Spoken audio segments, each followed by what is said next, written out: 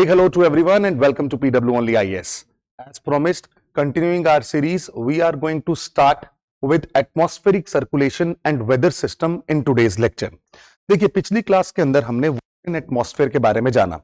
We have understood how hydrological cycle is important for the survival as well as perpetuation of life. Moreover, we have also seen what kind of water is present where, जो कि सबसे important सवाल हो जाता है जहां तक prelims का सवाल है. बट आज के इस लेक्चर में conceptual understanding is required. So we are going to start with the very first thing, that is pressure. देखिए पिछली क्लास के अंदर हमने टेम्परेचर के बारे में खूब बातें की. When we talked about the temperature, we are very well aware of the fact that temperature is something which is nothing but the measure of heat. अगर कोई चीज बहुत ज्यादा गर्म है तो उसका मेजरमेंट कैसे किया जाता है? With the help of temperature. But when we talk about pressure, which is also one of the very important indicator as far as wind system and atmospheric weather systems are concerned. See when I say, let's से, अगर कोई भी एक surface है, इस surface के ऊपर, अगर इस सरफेस के ऊपर बहुत सारा एयर पार्सल का दबाव बना हुआ है, एयर पार्सल ने अपना एक फोर्स एक्सर्ट किया है इस सरफेस के ऊपर, then we say this air parcel is exerting pressure on this surface. Right, वो इस सरफेस के ऊपर प्रेशर एक्सर्ट करता है. अब इस प्रेशर का बढ़ना और कम होना किस चीज पे डिपेंड करेगा? जहां तक क्लाइमेटोलॉजी का सवाल है वहां पे हम ये देखते हैं, अगर मान लीजिए अगर ये एयर पार्सल राइज करेगा किसी कारणवश ये राइज करता है, then eventually you can understand the fact कि जो हवा पहले इस सरफेस पे दबाव बना के रखी थी, वो हवा अब इस सरफेस से ऊपर उठ गई है. तो क्या यहां पे जो फोर्स पहले एक्सर्ट हो रहा था अब लगेगा? बोलेंगे सर नहीं लगेगा. तो क्या यहां पे जो पहले प्रेशर था अब वो कम हो जाएगा? बिल्कुल सही सर. तो यहां पे जो कंडीशन डेवलप होगी उसे हम लो प्रेशर की कंडीशन बोलेंगे. And on the other hand, let's say if I have this surface with me, और इस सरफेस के ऊपर किसी कारणवश, वो कारण क्या है वो हम जानने की कोशिश करेंगे, किसी कारणवश अगर कोई हवा का सब्सिडेंस होता है, अगर हवा सिंक करती है या इसका सब्सिडेंस होता है, तब उस वजह से जो ये सरफेस है, इस सरफेस के ऊपर एक एक्स्ट्रा फोर्स एक्सर्ट होने लगेगा. And hence here you will see the development of high pressure. You will see the development of high pressure. So now what we can realize is there are the development of different pressures across the globe. Somewhere you will observe high pressure is available. Somewhere down the line you see the development of low pressure. But ये high pressure कहां पे है या low pressure कहां पे है? We need to analyse that area only. So उसको हम समझेंगे एटमॉस्फेरिक सर्कुलेशन के माध्यम से. But for the very first time I am going to tell you this, there are certain conditions, कुछ ऐसे रीजन्स हैं जहां पे सेम प्रेशर्स की अवेलेबिलिटी है. अगर इन सब पॉइंट्स को मैं जोड़ देता हूं तो सेम प्रेशर की कंडीशन को जोड़ने वाली जो लाइन होती है उसे हम आइसोबार के नाम से जानते हैं. We call it as isobar, line joining the same pressure condition. जैसे कि हमने पहले समझा था, line joining the same temperature condition is termed as the line joining the same temperature condition is known as isotherm. अगर ये same pressure condition को ही indicate करता है तो इसे हम आइसोबार बोलेंगे. इसका एप्लीकेशन ये है कि अगर मान लीजिए मैंने आपको ये एक लाइन दी और बोला ये एक आइसोबार है और इस आइसोबार की वैल्यू है 990 मिलीबार, तो it will indicate that every point which is present on this line will have pressure 990 millibar. So isobar will indicate the equal pressure condition on that particular area. Right? Now, moving on and starting with the most important aspect, we call it as atmospheric circulation. I have made one diagram for you people here and I will explain this entirely, thoroughly, और उसको हम समझने की कोशिश करेंगे कि कैसे इस पूरे धरती के ऊपर डिफरेंट प्रेशर बेल्ट्स का डेवलपमेंट होता है. मान लीजिए अगर मैं इक्वेटोरियल रीजन की बात करता हूं, इक्वेटोरियल रीजन का मतलब है 5 degree north and 5 degree south. इस रीजन के अंदर सबसे पहली चीज, मैं इसके थ्रू नहीं बताता, मैं आपको एक नया डायग्राम बना के ही समझाने की कोशिश करता हूं ताकि और अच्छे से आपको समझ में आए। मान लीजिए this is equator and here we have 5 degree north and here we have 5 degree south. ठीक है, इस रीजन को मैंने किस नाम से जाना? This region is something I call as equatorial region. कहीं पे 10 डिग्री भी लिखा होता है, वो हमें घबराने की जरूरत नहीं है। इक्वेटोरियल रीजन में इक्विनॉक्स के समय, यानी कि जब sunlight is directly overhead to the equator, तब इस रीजन में बहुत अच्छा खासा टेम्परेचर का राइज देखा जाता है। Why is it so? Just because of increased insolation. जब यहां पे इंसोलेशन इंक्रीज होगा, सबसे पहली चीज है इंसोलेशन। जब इंसोलेशन होगा तो उसकी वजह से क्या इंक्रीज होगा? सर, टेम्परेचर में बढ़ोतरी देखी जाएगी। टेम्परेचर इंक्रीज हुआ, जैसे ही राइजिंग टेम्परेचर हुआ, whatever air which was present in this area will become warm. वो क्या हो जाएगी? वार्म हो जाएगी। और पिछली क्लासेस के अंदर मैंने आपको समझाया था कि वार्म एयर जो होती है वो बहुत हल्की होती है, वो लाइट होती है। सो ये इतना लाइट हो जाएगा, इसकी डेंसिटी कम हो जाएगी and this warm air will try to rise. This warm air will rise.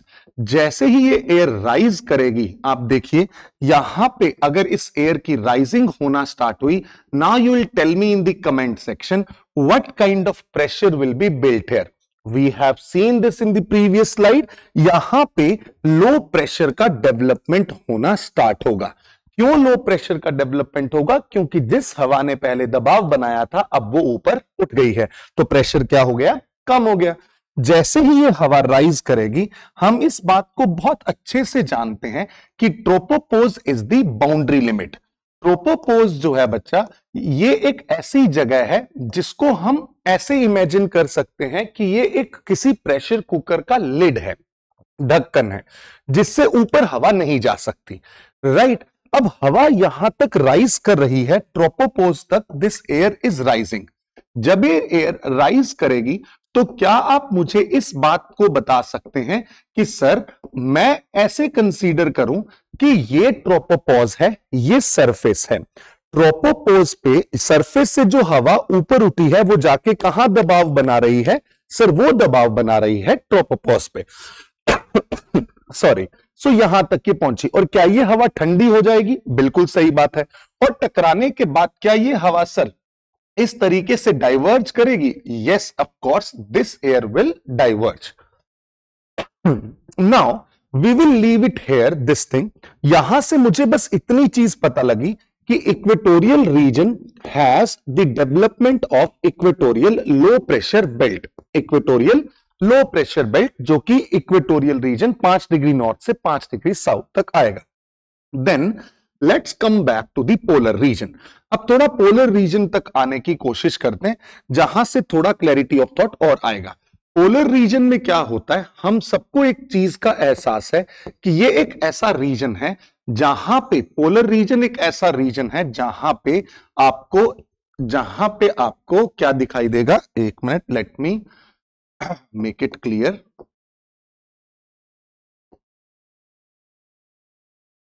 Right. So polar region is the region where temperature is very very less. जहां पे टेम्परेचर कम होता है, वहां पे हवा का सब्सिडेंस होगा या राइज करेगी?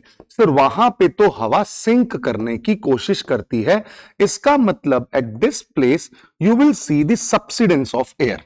यहां पे हमें सब्सिडेंस देखने को मिलता है। Just wait for a minute. यहां पे हमें सब्सिडेंस देखने को मिलता है। जैसे ही यहां पे सब्सिडेंस होगा, what kind of pressure will be built here? Sir, यहां पे हाई प्रेशर का डेवलपमेंट हो जाएगा। When you see the development of high pressure air, why is this so? This is just because of a fact that subsidence of air has taken place. एक ऐसी air जो कि पहले यहां पे मौजूद नहीं थी, बट अब एक एक्स्ट्रा प्रेशर इस पे क्रिएट कर रही है। एंड हमने ये भी जाना है, this is something we call as the boundary of the tropopause. ये है बाउंड्री ऑफ द ट्रोपोस्फेयर, जिसे आप किस नाम से जानते हैं sir? This is termed as tropopause. Fair enough. अब देखिए, हमें दो चीजों के बारे में यहां पे मालूम चला। One is the high pressure because of the subsidence. और ये सब्सिडेंस क्यों हुआ सर? यहां पे सब्सिडेंस इसलिए हुआ क्योंकि यहां पे टेम्परेचर क्या था? बहुत ही कम था। इसीलिए क्या ये प्रेशर का डेवलपमेंट थर्मली इंड्यूस्ड है? बिल्कुल सही बात है सर, ये थर्मली इंड्यूस्ड है। और यहां पे क्या सब्सिडेंस टेम्परेचर, यहां पे क्या राइजिंग टेम्परेचर की वजह से हुई थी? यस। तो this is also termed as thermally induced belt. ये दोनों बेल्ट्स कौन सी होंगी सर? थर्मली इंड्यूस्ड बेल्ट होंगी, no doubt about that. Fair enough. Now एक चीज आप ये भी जाने कि जब भी इसके सरफेस पे लो प्रेशर है तो ये हवा जो राइज की, तो क्या इस ढक्कन के ऊपर दबाव बनाएगी? Yes. So here you will see the development of high pressure. On the other hand, अगर हवा ऊपर से नीचे की ओर आ रही है, then what kind of pressure will be developed at the tropopause? Sir, low pressure will be developed at the tropopause. Now somebody can say me, sir, यहां से हवा लो प्रेशर से हाई प्रेशर क्यों जा रही है? तो आज अभी इस समय पे अपने दिमाग में एक बात याद रखें कि जो विंड्स होती हैं, विंड्स जो होती है वो होता है हॉरिजॉन्टल मूवमेंट ऑफ एयर।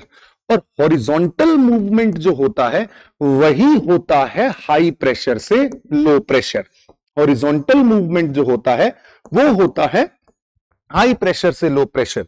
जबकि वर्टिकल मूवमेंट में आप इस हाई प्रेशर और लो प्रेशर को नहीं देखते हैं, रादर टेम्परेचर बहुत बड़ा रोल प्ले करता है एंड कुछ और फैक्टर्स हैं जो यहां पे रोल प्ले करेंगे, वो मैं आपको अभी समझाऊंगा।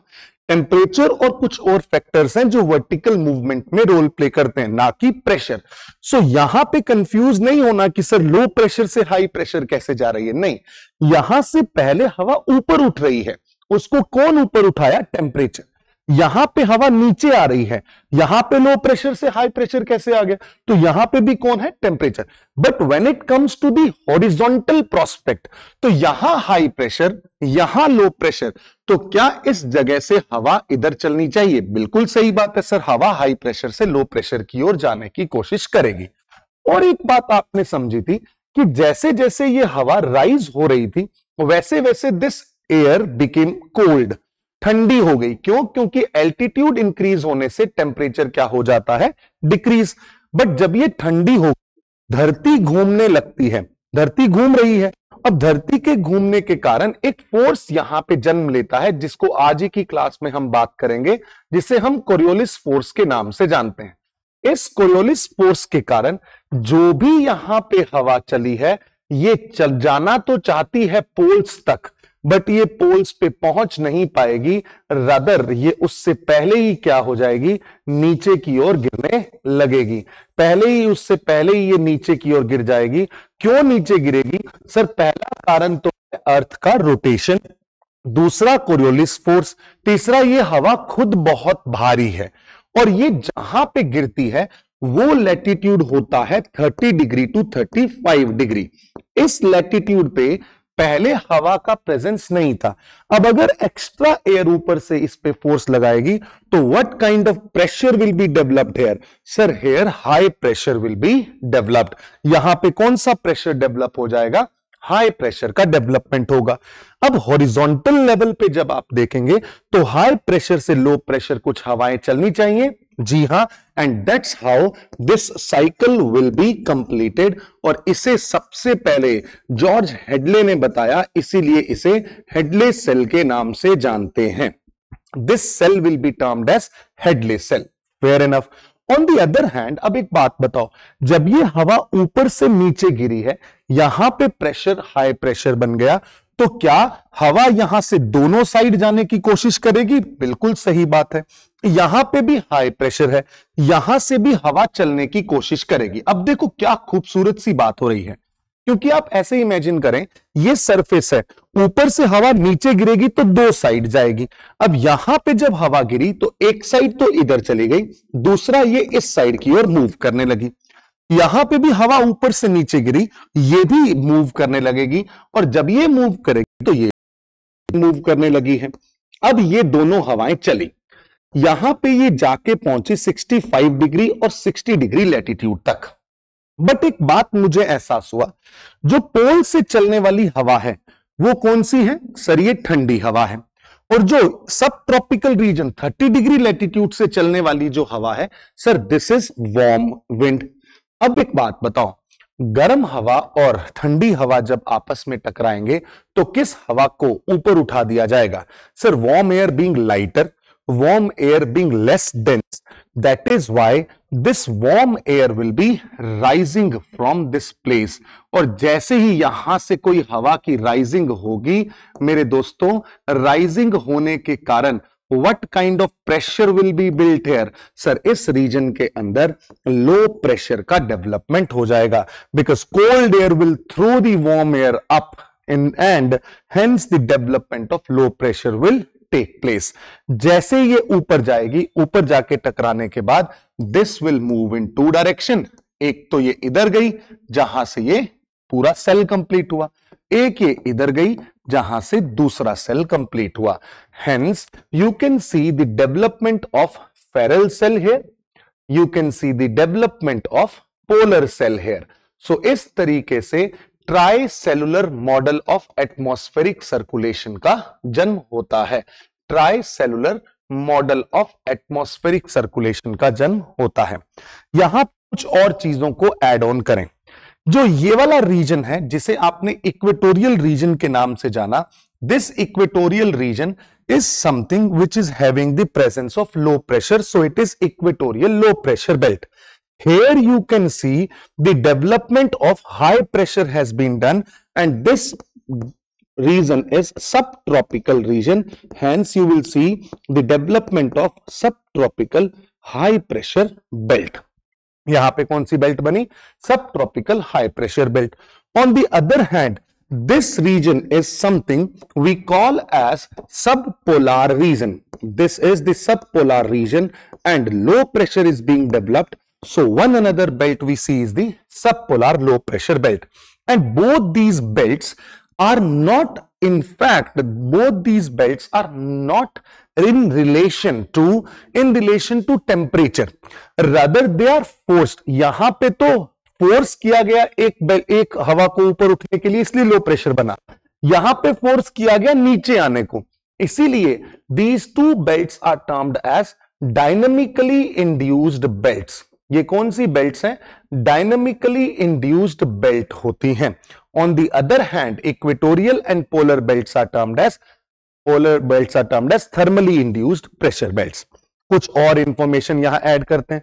इन this region when you talk about equatorial low pressure belt, जो ये बीच का रीजन है, यहां पे लार्जली बहुत ही काम जोन दिखाई देता है। क्यों ये काम जोन है? क्योंकि इस रीजन में लो प्रेशर पे, जैसे मैं 0 डिग्री पे खड़ा हूं, मैंने सोचा हवा मेरे तक आएगी, इस साइड से हवा आने लगी, बट ये हवा मेरे तक पहुंच नहीं पाती और मेरे को चारों ओर सराउंड करते हुए राइज कर जाती है।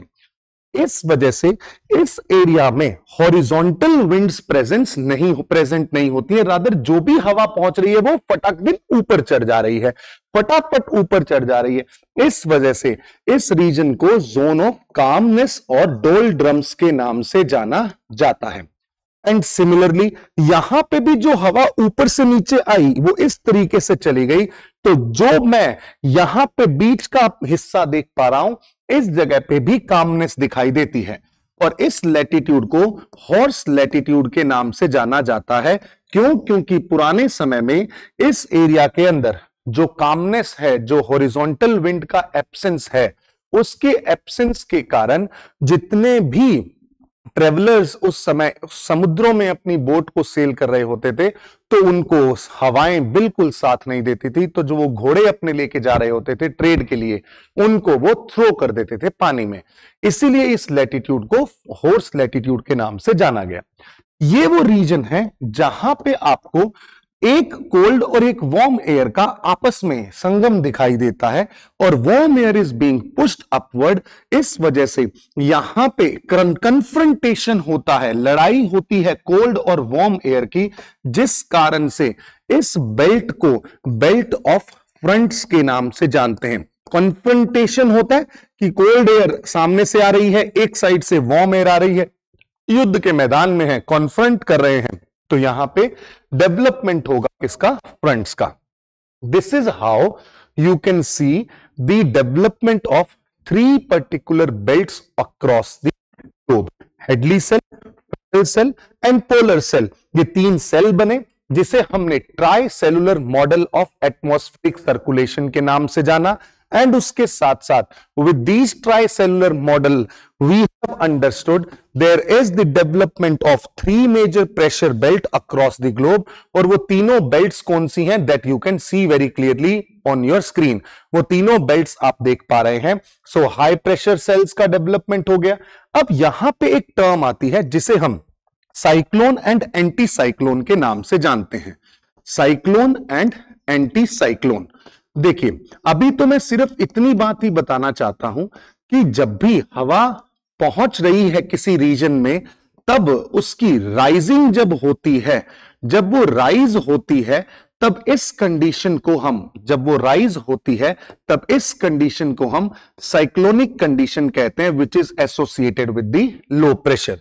On the other hand when the air subside, जब ये सबसाइड करती है, जब इसका सबसिडेंस होता है, then it is termed as anticyclone, जो कि हाई प्रेशर को डेवलप करता है, जो कि डेवलप करता है हाई प्रेशर को। इनको डिफरेंट तरीके से जो प्रेशर मेजरमेंट है, प्रेशर का मेजरमेंट हमेशा आप जानते हैं बैरोमीटर है, जिस पे प्रेशर को मेजर किया जाता है, और प्रेशर की जो यूनिट है वो हम मिली बार में या बार में देखते हैं, या पास्कल में नापा जाता है, या एटीएम एटमॉस्फेयर के रूप में नापा जाता है, मेजर किया जाता है। अब बहुत सारे फैक्टर्स हैं जो कि प्रेशर को प्रभावित करते हैं। प्रेशर को प्रभावित करने के लिए आपने देखा एक मेजर फैक्टर तो हमने देखा है लैटिट्यूड, क्योंकि लैटिट्यूड पे आपने ये जानकारी हासिल की कि जो भी प्रेशर है इक्वेटोरियल रीजन के अंदर, प्रेशर आपको कैसा दिखाई दे रहा है सर? लो प्रेशर का डेवलपमेंट होता हुआ। सब ट्रॉपिकल के अंदर sir pressure is comparatively high, so यहां पे हाई प्रेशर बेल्ट है। And on the other hand sir subpolar region के अंदर pressure is comparatively low, and in the polar region high pressure is being observed. Polar region के अंदर we have seen the development of high pressure. यहां पे कौन सा pressure है? High pressure का डेवलपमेंट हमने देखा, राइट। तो ये हो गए हमारे प्रेशर को प्रभावित करने वाला पहला फैक्टर, जिसे हम लैटिट्यूड के नाम से जानते हैं। सेकंड, अगर हम बात करें, एल्टीट्यूड के साथ भी प्रेशर चेंज होता है। एल्टीट्यूड के साथ प्रेशर चेंज का क्या मतलब है?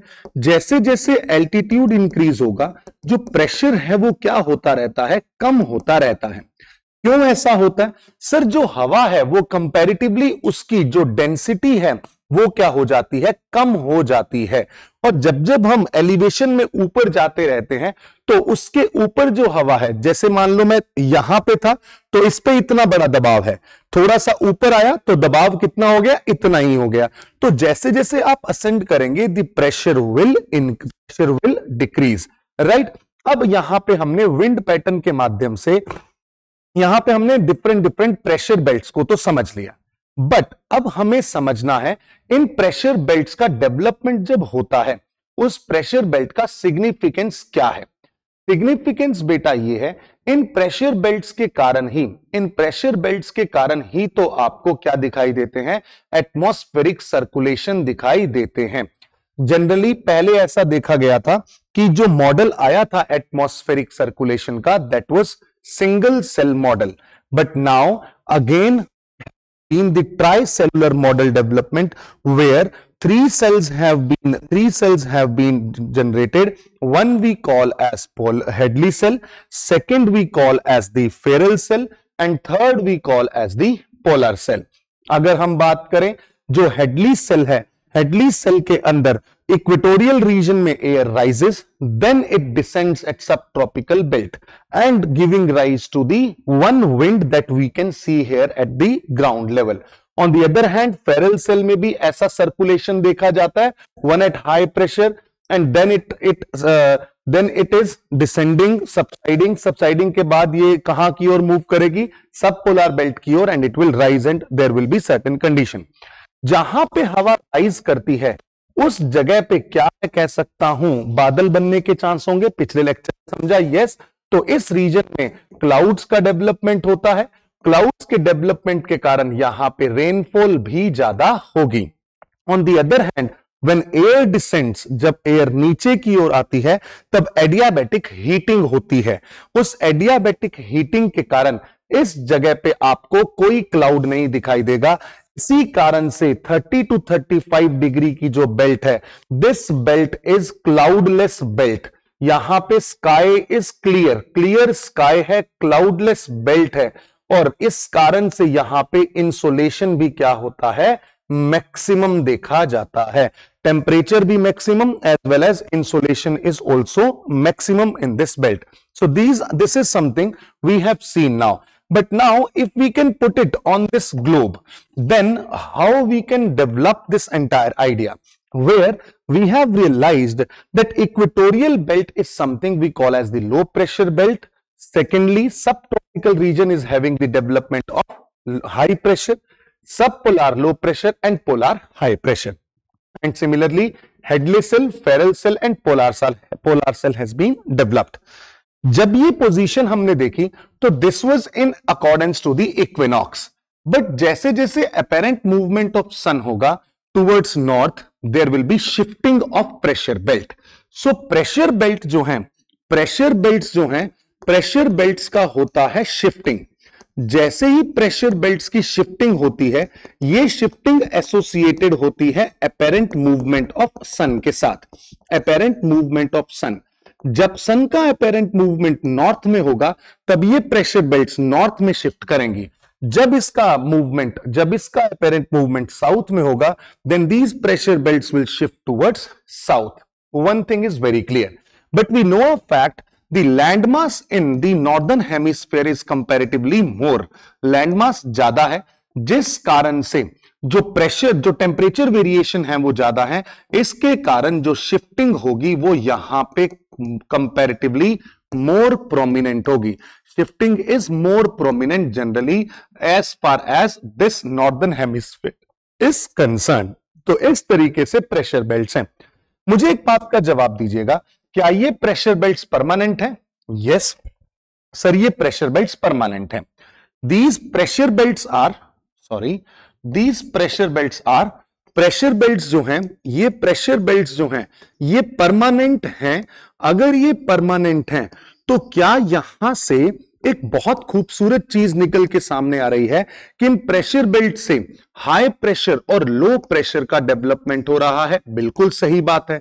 और इस वजह से सर क्या एडवेक्शन का प्रोसेस होगा? सर आपने समझाया है पिछली क्लास में। और एडवेक्शन के कारण किसका जन्म होगा दोस्तों? विंड्स का डेवलपमेंट होगा। और जो विंड्स इन प्रेशर बेल्ट्स के कारण चलेंगी, उन्हीं विंड्स को हम परमानेंट विंड्स की संज्ञा देंगे। उन्हीं विंड्स को हम किसकी संज्ञा देंगे? परमानेंट विंड्स की संज्ञा देंगे। ठीक है सर, नेक्स्ट आगे बढ़ते हैं और देखने की कोशिश करते हैं क्या है। थोड़ा सा इन प्रेशर बेल्ट्स को डिटेल में जान लेते हैं ताकि हमारे लिए थोड़ी सी बेटर अंडरस्टैंडिंग हो। जब मैं इक्वेटोरियल बेल्ट की बात कर रहा हूं, I have told you this is the region जहां पे मैक्सिमम इंसोलेशन कंपैरेटिवली ज्यादा है। मैक्सिमम हम नहीं बोल रहे हैं, इंसोलेशन ज्यादा है तो टेम्परेचर ज्यादा है। जो भी हवा होगी वो राइज करेगी। बीच का जो जोन होगा वो काम जोन होगा, जहां पे हॉरिजॉन्टल एयर का प्रेजेंस नहीं है, विंड्स का प्रेजेंस नहीं है। This belt is termed as equatorial low pressure belt. और जब हॉर्स लैटिट्यूड की बात होती है तो यहां पे हवाएं इस तरीके से डाइवर्ज कर जाती हैं, तो यहां पे भी आपको कंपैरेटिवली कामनेस दिखाई देगी। और इस वजह से इस रीजन में ज्यादा हवाएं ना होने के कारण हॉर्सेस को जो थ्रो किया जाता था पानी में, and this is termed as horse latitude. Right, तो ये भी हमें समझ में आ गया। ग्लोबल एटमॉस्फेरिक सर्कुलेशन की बात करें तो हमें पता लगा दो बेल्ट्स ऐसी हैं जो कि थर्मली इंड्यूस्ड हैं, दो बेल्ट्स ऐसी हैं जो कि डायनामिकली इंड्यूस्ड हैं। डन, ये भी हो गया। अब आइसोबार भी हमें पता है क्या होता है। आइसोबार ऐसे हैं जो कि प्रेशर, इक्वल प्रेशर कंडीशंस को इंडिकेट करते हैं। अब इन आइसोबार से कैसे विंड्स का जन्म होता है वो मैं आपको बताता हूं। देखिए, जब हम प्रेशर की बात करते हैं, जब हम विंड्स की बात करते हैं, सबसे पहले तो विंड्स जानिए क्या होता है। विंड्स का मतलब होता है horizontal movement of air.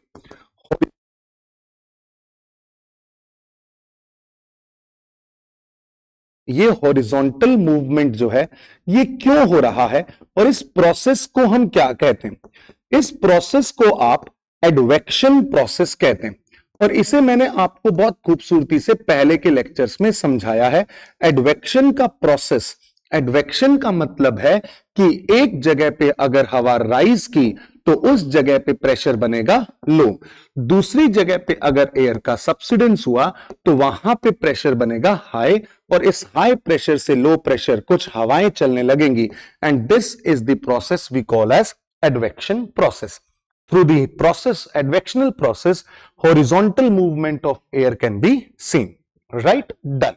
Now, this horizontal movement of air is depending upon, जब भी आप winds की बात करेंगे तब आपको दो चीजें तो ध्यान में रखनी ही है। पहला कि विंड के पास होगी इसकी अपनी एक स्पीड और दूसरा विंड के पास होगी अपनी एक डायरेक्शन। मैं एक चीज पहले ही आपको बता देता हूं, वो ये कि कहीं ऐसे मत कंफ्यूज हो जाना कि सर यहां पे विंड्स ऊपर चल रही हैं या नीचे चल रही हैं, ये तो वर्टिकल है ना, ये लैटिट्यूड में है इसीलिए हॉरिजॉन्टल है। ठीक है, ये भी पता लग गया।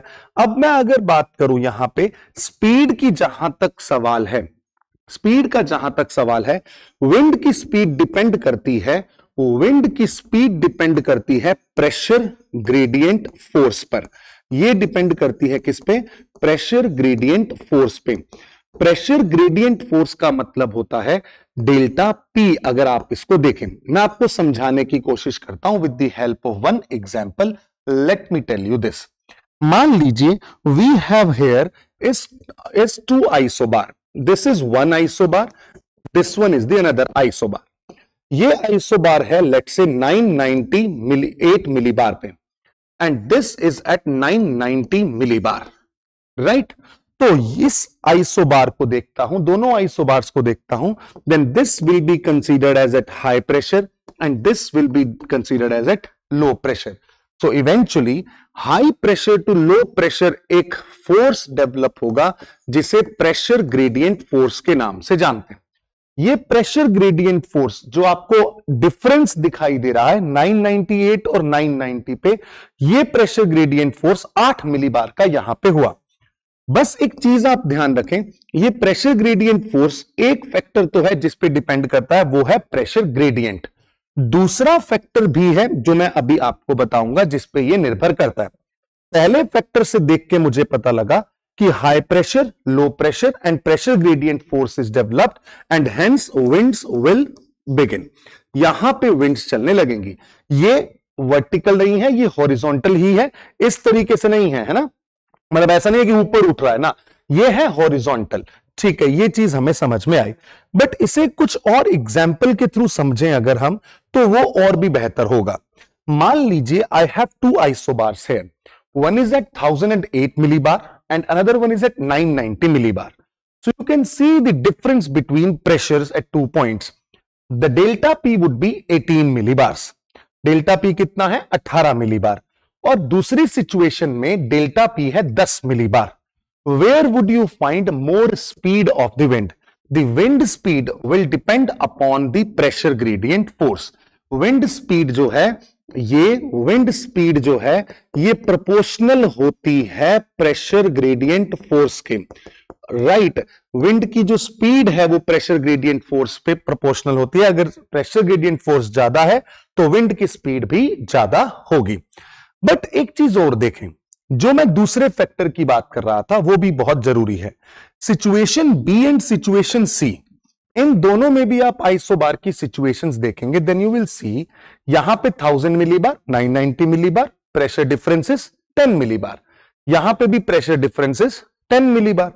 बट इन दोनों में फर्क यह है, यहां पे जो प्रेशर डिफरेंस है दिस इज क्वाइट डिस्टेंट, ये बहुत ही डिस्टेंट है, बहुत ही दूर है, जबकि यहां पे 10 मिलीबार का प्रेशर डिफरेंस बहुत ही छोटे से एरिया के अंदर कन्फाइंड है. Now can you please tell me in the comment section where the change in pressure is quite rapid. कहां पे चेंज इन प्रेशर बहुत तेजी से हो रहा है? मैं कहता हूं सर सिचुएशन नंबर सी में change in pressure is very rapid. ये इंडिकेट करता है रैपिड चेंज इन प्रेशर. क्यों sir? Closed isobars are closely spaced. जो आइसोबार्स हैं वो बहुत क्लोजली स्पेस्ड हैं, इसलिए तो ये रैपिड चेंज को क्या करेगा? इंडिकेट करेगा. इसका मतलब यह है कि यहां पे प्रेशर चेंज बहुत जल्दी जल्दी हो रहा है, तो विंड की स्पीड ज्यादा कहां पे होगी? सी में, ना कि बी में. सो यहां से मुझे एक चीज पता लगी कि distance between isobar is also one important factor. यहां पे आए डिस्टेंस बिटवीन आइसोबार्स, ये भी एक फैक्टर के रूप में काम करेगा. और अगर डिस्टेंस बहुत ही कम है और प्रेशर डिफरेंस सेम है, तो क्लोजली स्पेस्ड आइसोबार्स जो होंगे they will indicate rapid change. तो मैं ये भी लिख देता हूं, क्लोजली स्पेस्ड जो आइसोबार्स होंगे they will indicate rapid change. ठीक है सर, ये भी हो गया. Now let's come to the other prospect, that is direction.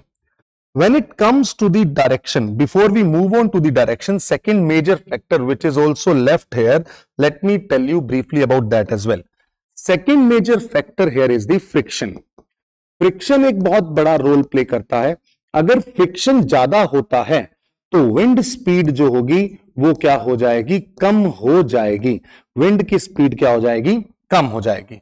आपके सामने तीन ऑप्शन हैं, land, ocean and upper troposphere. किस में आपको ज्यादा तेजी से ज्यादा फ्रिक्शन दिखाई देगा? Somebody will tell me, sir, land will be having more friction. Ocean में उससे कम है. अगर मैं फ्रिक्शन की बात करता हूं तो लैंड में फ्रिक्शन सबसे ज्यादा, ओशियन में उससे कम और अपर ट्रोपोस्फेयर में सबसे कम है. What does it indicate? कि विंड स्पीड लैंड पे कम होगी, ओशियन पे थोड़ी ज्यादा होगी और अपर ट्रोपोस्फेयर में उससे भी ज्यादा. अब यहीं से आपको एक कॉन्सेप्ट नजर आएगा जो कि हम अगले लेक्चर के अंदर पढ़ेंगे, that is upper tropospheric winds. और इन्हीं अपर ट्रोपोस्फेरिक विंड्स की जो स्पीड होती है, that speed is very very high. और अगर हाई स्पीड है तो इन्हीं को हम थोड़े समय में किस नाम से जानेंगे?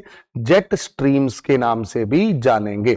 Right, will tell you about this in the next lecture. But moving on here, we have decided wind speed is inversely proportional to friction.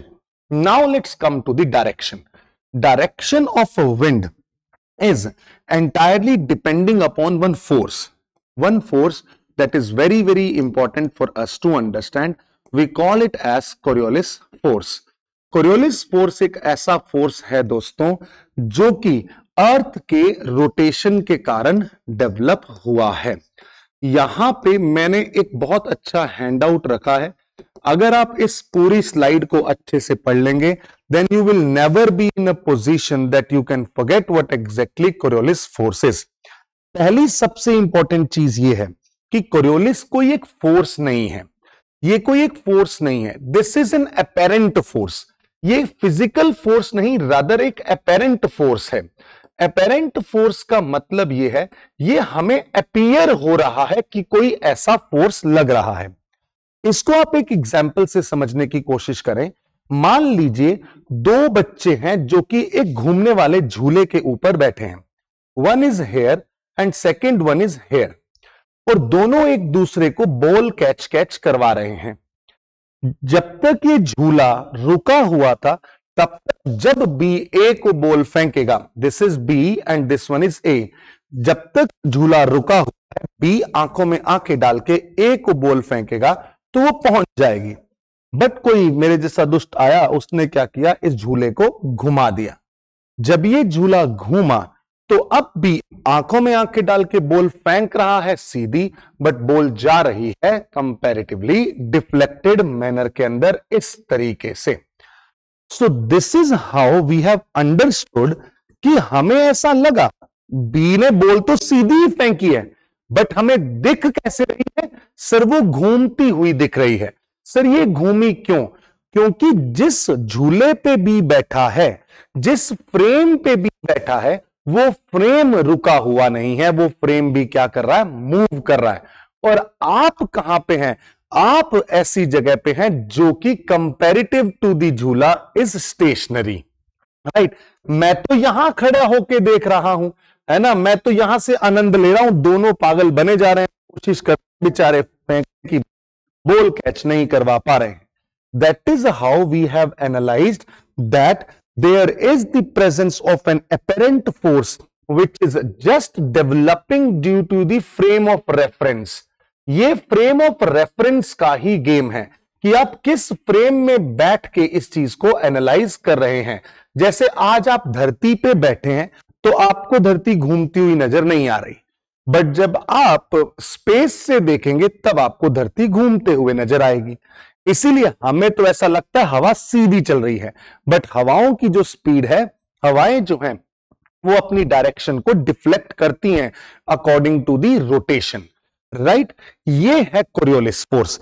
ये न्यूटन के लॉ की नहीं है कि फिजिकल फोर्स है, मैंने किसी के चांटा मारा तो उसको चांटा लगाते ही मेरे हाथ में दर्द हुआ, उसको भी दर्द हुआ, है ना। ये ऐसे काम नहीं करने, but still I just want to tell you physical forces can be experienced. ये है जो कि हमें ऑब्जर्वेशन से मालूम होता है, इसे ही हम कोरियोलिस फोर्स कहते हैं। क्या मैं कह सकता हूं कि अगर अर्थ का रोटेशन बंद हो जाएगा तो कोरियोलिस फोर्स भी क्या होगा? खत्म हो जाएगा। बिल्कुल सही और सत्य बात है।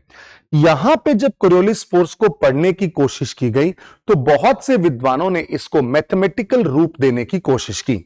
उस मैथमेटिकल रूप के अंदर कोरियोलिस फोर्स का एक फॉर्मूला निकाला गया। जो कोरियोलिस फोर्स का फॉर्मूला निकाला गया उस पे आने से पहले मैं आपको इस डायग्राम से दिखाने की कोशिश करता हूं। देखिए यहां पे झूला रुका हुआ था, तब तक तो वो बॉल खेल रहे थे। जैसे ये घूमेगा वो वैसे ही यहां से डिफ्लेक्शन स्टार्ट हो जाएगा। सो आज के बाद जो भी इस लेक्चर को सुन रहा है वो अपने जहन में एक बात तय करके बिठा ले। अगर उनको अभी भी समझ में नहीं आया कोरियोलिस फोर्स क्या है, तो वो एक चीज अपने दिमाग में रख लेंगे तो पेपर में कभी दिक्कत नहीं आएगी। कोरियोलिस फोर्स का मतलब है डिफ्लेक्शन। जितना ज्यादा कोरियोलिस फोर्स उतना ज्यादा डिफ्लेक्शन, जितना कम कोरियोलिस फोर्स उतना कम डिफ्लेक्शन। सो नाउ अर्थ के रोटेशन के कारण एक अपेरेंट फोर्स का जन्म होता है जिसे आप कोरियोलिस फोर्स कहते हैं, जो कि एक फिजिकल फोर्स नहीं है। ये अपीयर होता है एक फोर्स के रूप में। और ये क्यों जन्म लेता है? सिर्फ और सिर्फ रोटेशन के कारण, और उससे क्या होता है? डिफ्लेक्शन होता है। अब जब ये डिफ्लेक्शन है जिससे कोरियोलिस फोर्स आपको दिखाई दे रहा है, तो अगर मैंने बोला कोरियोलिस फोर्स ज्यादा, तो आप बोलेंगे कि सर जो हवाएं हैं उनमें उनकी जो डायरेक्शन है उसमें डिफ्लेक्शन भी ज्यादा दिखाई देगा। कहां होगा, कैसा होगा, will talk about it. But now first of all let us understand the various points associated with Coriolis force. ये सबसे ज्यादा जरूरी है। ये अगर स्लाइड याद रही तो कभी जीवन में डाउट नहीं आएगा। स्लाइड कहती है it causes deflection in the wind direction as well as water movement. बिल्कुल सही बात है सर। चलो पहले शुरुआत से देखें। Sir this is an apparent force generated due to rotation of earth, no doubt. Secondly this is nothing but depicts the deflection. Third it causes deflection in direction. ये किसको डिफ्लेक्ट करता है? विंड की डायरेक्शन को और पानी के movement. Coriolis force, ये मैं अभी इस पॉइंट पे आता हूं, बहुत ही इंपॉर्टेंट है तो थोड़ा ध्यान से समझेंगे। अब यहां से कहानी थोड़ी सी इंपॉर्टेंट हो जाती है।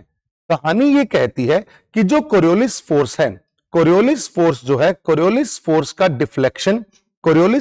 Deflection is towards right when it comes to the northern hemisphere, and Coriolis force जो होता है वो विंड्स को डिफ्लेक्ट करता है।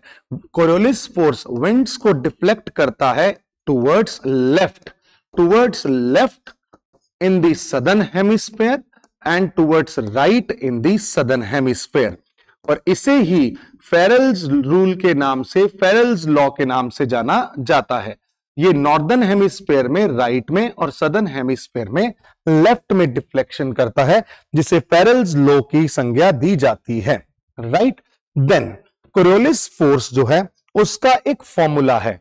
इस फॉर्मूला को बोला जाता है Coriolis force is proportional to velocity of wind into sine of lambda. Sine of lambda, जहां पे लैम्डा है latitude angle, lambda is latitude angle. अब ये लैटिट्यूड का जो एंगल है, इक्वेटर पे लैम्डा की वैल्यू कितनी होगी सर 0, पोल पे कितनी होगी सर 90। साइन की सर मिनिमम वैल्यू क्या होती है 0, साइन की मैक्सिमम वैल्यू क्या होती है sir 1। So can I say when you are at equator, equator के ऊपर हो तो आपको कोरियोलिस फोर्स की वैल्यू मिलेगी 0। क्यों? क्योंकि साइन 0 इज 0। हेंस इक्वेटर के ऊपर इसकी वैल्यू क्या है 0 है। बट अगर इक्वेटोरियल रीजन की बात करें 5 डिग्री नॉर्थ 5 डिग्री साउथ, वहां पे आपको मिलेगी इसकी value minimum. But Coriolis force की मैक्सिमम वैल्यू 90 डिग्री पे देखी जाएगी, क्योंकि साइन की मैक्सिमम वैल्यू कहां आती है 90 पे। इस कारण से maximum would be at pole and minimum would be at equatorial reason.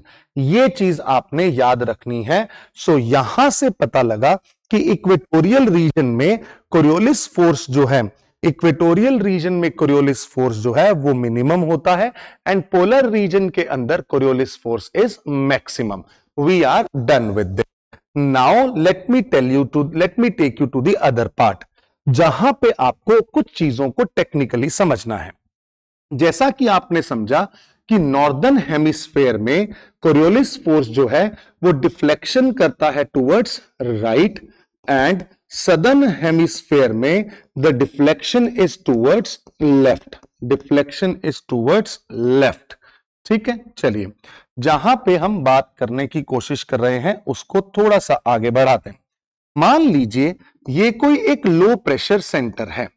Low pressure centre एक ऐसा सेंटर होता है जहां पे सारी हवाएं जिसकी ओर आकर्षित होती हैं, क्योंकि अगर सराउंडिंग में प्रेशर ज्यादा है और लो प्रेशर अगर इस रीजन में है तो हवाएं सारी कहां पे आकर्षित होने की कोशिश करेंगी, लो प्रेशर की ओर। बट अगर मैं इसे कंसीडर कर रहा हूं नॉर्दर्न हेमिस्फेयर, तो हर हवा का डिफ्लेक्शन कहां होना चाहिए सर टुवर्ड्स राइट। मैं क्या करता हूं, इसकी डायरेक्शन में खड़ा हो जाता हूं, खड़ा हो गया और इसका डिफ्लेक्शन देखने की कोशिश करता हूं। सर इसका डिफ्लेक्शन टुवर्ड्स राइट, यानी कि हवा इस डायरेक्शन में जानी चाहिए, हवा इस डायरेक्शन में जानी चाहिए। ठीक है, जैसे ये हवा इस डायरेक्शन में जा रही है वैसे ही इसको मिली दूसरी हवा। ये हवा जा रही है इधर, बट इसका डिफ्लेक्शन होगा टुवर्ड्स राइट। ये हवा इसको ले जाएगी इस साइड में। ठीक है सर, जैसे ये इधर पहुंचे वैसे ही आपने देखा हवा आ रही है ऊपर से, इसका डिफ्लेक्शन होगा टुवर्ड्स राइट। ये हवा इसको वापस कहां ले गई, इस डायरेक्शन में। आइडियली हवा ने कहां पहुंचना था, लो प्रेशर पे, बट जैसे ये लो प्रेशर पे पहुंचने की कोशिश करती है इसका डिफ्लेक्शन हो गया। यहां पे लो प्रेशर की पहुंचने की कोशिश करेगी, यहां तक पहुंच गई, इसका डिफ्लेक्शन हो गया। अब सोचेंगे ये वाली हवा इसको इधर ले आए, तो ये जब इसको इधर लेके आने की कोशिश करेगी इसका खुद का डिफ्लेक्शन हो जाएगा towards right and hence you can see here जो ये हवा है वो इस तरीके से क्या करने लगेगी, इस तरीके से मूव करने लगेगी, रोटेट करने लगेगी। तो ये क्या रोटेशन हुआ? Yes. Is this rotation clockwise और anti clockwise? Sir this rotation is anti clockwise. इस रोटेशन को हमने एंटी क्लॉकवाइज बोला। So will this rotation be creating this cyclonic prospect? Yes. So इस वजह से यहां पे साइक्लोनिक कंडीशन का डेवलपमेंट होगा। That's what I have told you in the previous slide. This is something we call as cyclonic condition, and moreover, when it comes to the high pressure condition, high pressure वो होता है जहां से हवाएं सारी बाहर की ओर जाने लगे। जब ये हवाएं सारी बाहर की ओर जाने लगेंगी। And I am taking considering the hemisphere as northern hemisphere. अब नॉर्दर्न हेमिस्फीयर में डिफ्लेक्शन देखो सर, यहां से हवा राइट की ओर डिफ्लेक्ट होगी, यहां से भी राइट की ओर, यहां से राइट की ओर और इधर से राइट की ओर। तो जो आप देखेंगे तो हवा का जो आपको मूवमेंट और रोटेशन दिखाई देगा वो कैसा दिखाई देगा? The rotation would be clockwise in nature. तो यहां से एक चीज पता लगी कि लो प्रेशर सेंटर पे हवा नहीं पहुंच पा रही है, हवा उसके चारों ओर घूम जाती है। यही बात मैं आपको समझाने की कोशिश कर रहा था कि let's say if I am eight low pressure, सामने से हवा चली, इधर से हवा चली, मैं इंतजार करता रहूंगा कि हवा मेरे तक पहुंचेगी, बट नहीं पहुंचती। हवा आई, आके क्या की, घूम गई, और लो प्रेशर पे हवा राइजिंग होती है, तो इस तरीके से साइक्लिक मैनर में घूमते हुए ये राइज करती है। इसे साइक्लोनिक कंडीशन के नाम से जानते हैं। एंड हेयर द हवा इज गोइंग टू, अगर उसका हाई प्रेशर है तो ये सबसाइड जब करेगी तो इसे एंटी साइक्लोन बोला जाएगा। यहां से एक चीज निकल के सामने आई, वो क्या है? वो ये है कि अगर मैं आपको एक चीज बताऊं कि नॉर्दर्न हेमिस्फेयर में, अगर हम नॉर्दर्न हेमिस्फेयर में हैं और या हम सदर्न हेमिस्फेयर में हैं, नॉर्दर्न हेमिस्फेयर में हैं और लो प्रेशर की कंडीशन है, then we have anticlockwise movement.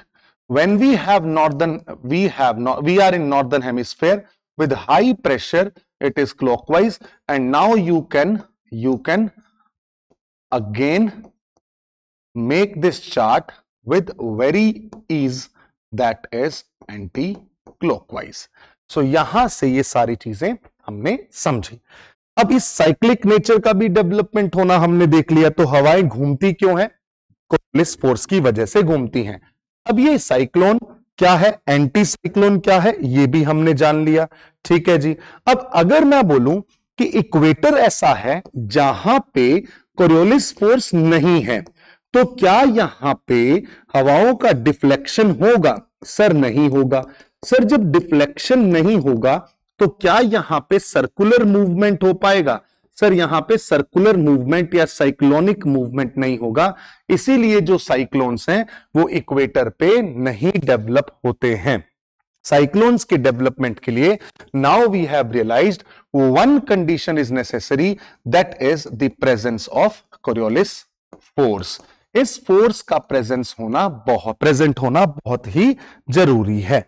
Now let's start with the winds again. अब हम इन विंड्स को समझने की कोशिश करते हैं। जैसा कि आपने देखा, अगर मान लीजिए मैं धरती को इस तरीके से देख रहा हूं और यहां पे आप शुरुआत करते हैं सबसे पहली बेल्ट की।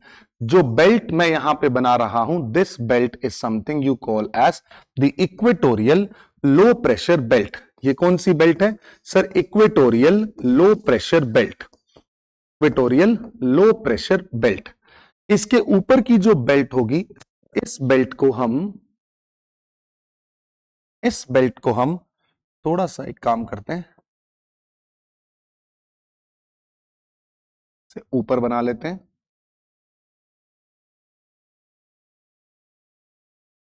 वेट फॉर अ व्हाइल, यहीं बना लेता हूं। राइट, इस बेल्ट को हम सब ट्रॉपिकल, ओहो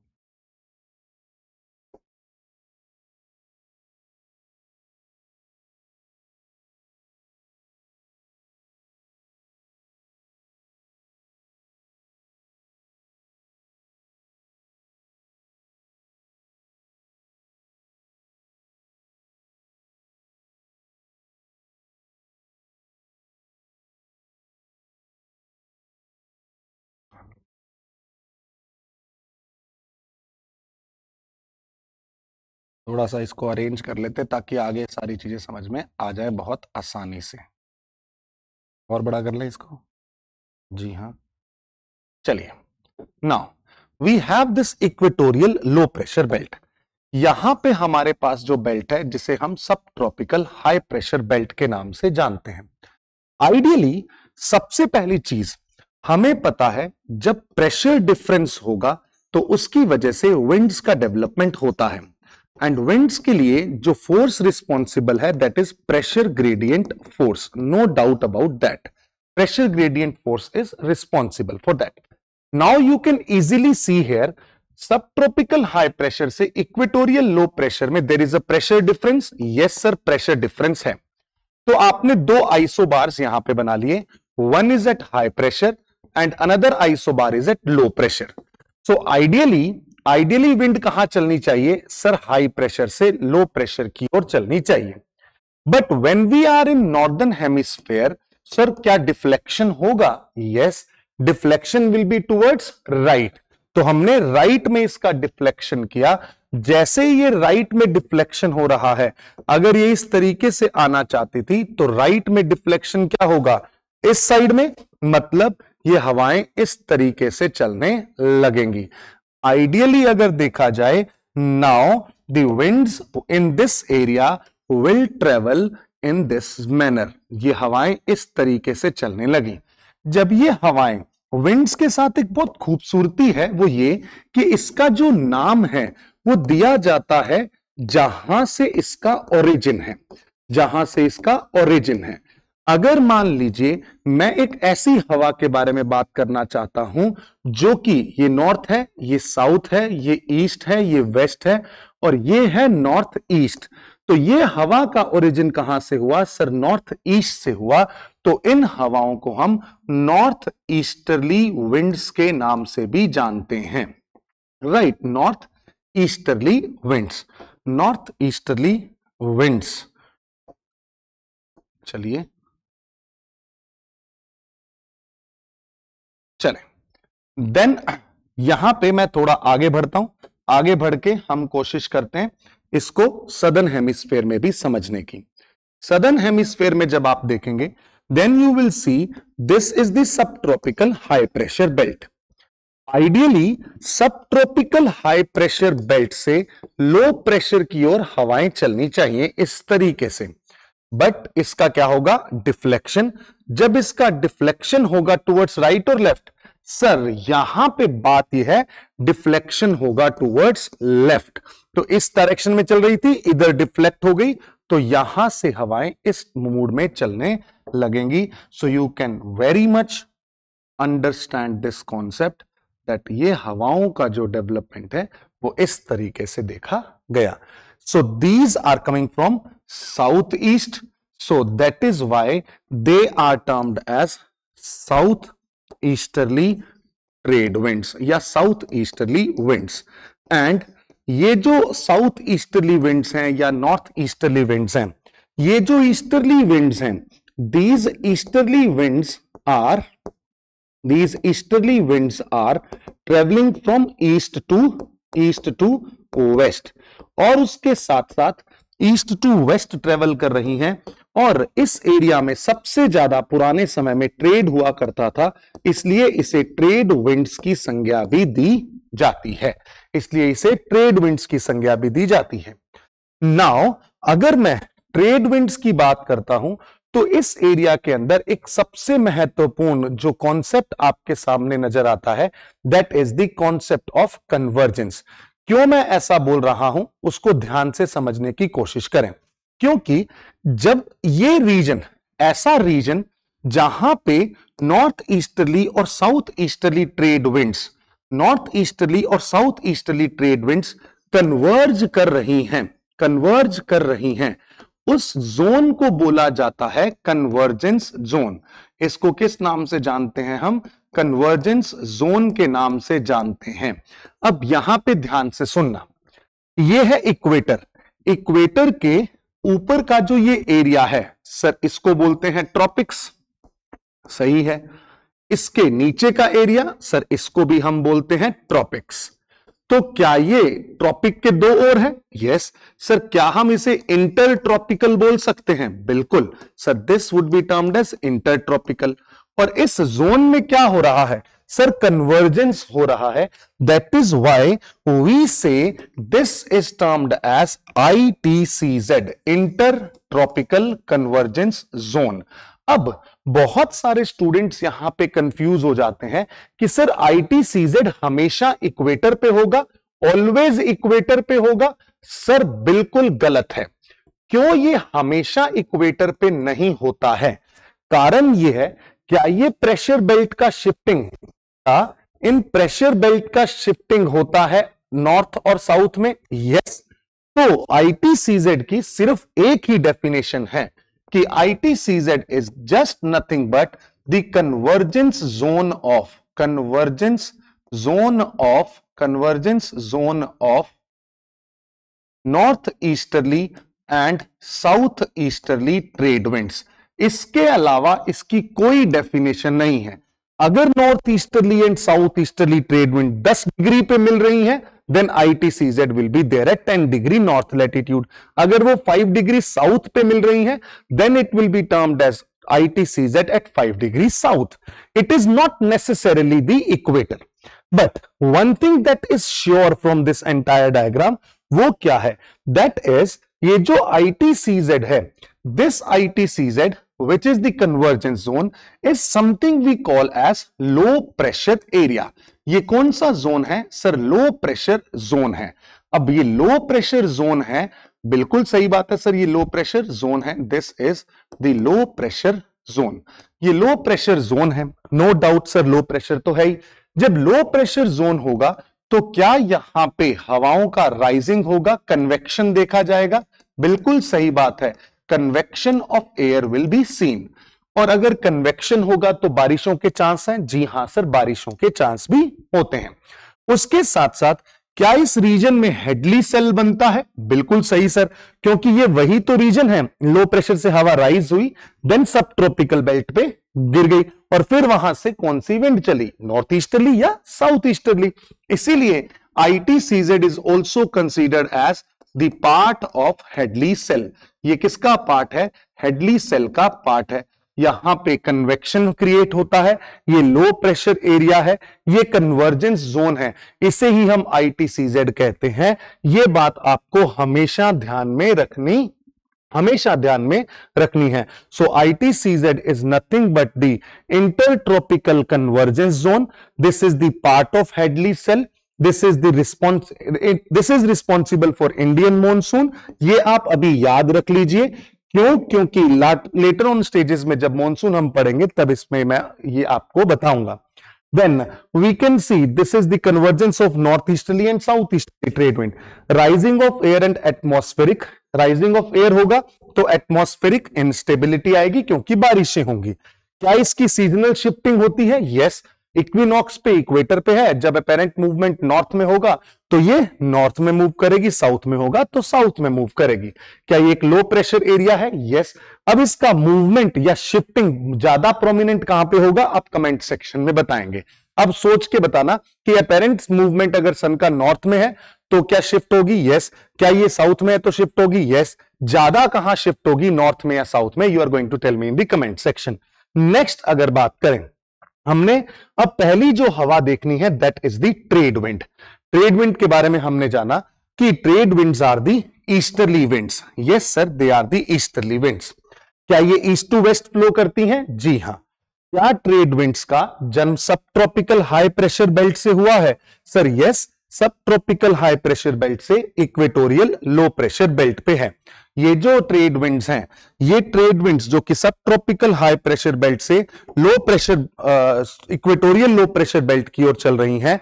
अब इनसे क्या एप्लीकेशन हम निकाल सकते हैं, वो सबसे इंपॉर्टेंट प्रोस्पेक्ट है इस पूरे चैप्टर का।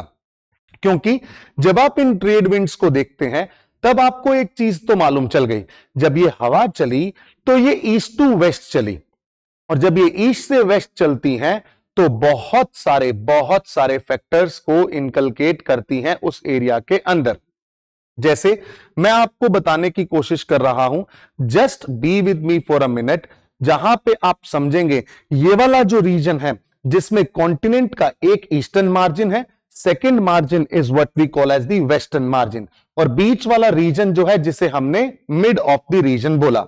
जब आप यहां पे ईस्टर्न मार्जिन से आते हुए विंड्स को देखेंगे, ईस्टर्न मार्जिन से जो विंड आ रही है वो कौन सी विंड है, जो कि आ रही है कहां से, समुद्र से। किसकी ओर आ रही है सर, समुद्र से आ रही है, वो समुद्र से आ रही है लैंड की ओर। जब ये समुद्र से लैंड की ओर आएगी तो क्या अपने साथ बहुत सारे समुद्र से लैंड की ओर आएगी तो बहुत सारा मॉइस्चर लेके आएगी। जी हां, सो ऐसी विंड जो समुद्र से लैंड की ओर आ रही है उसे हम ऑन शोर विंड्स कहते हैं, फ्रॉम ओशियन टू लैंड।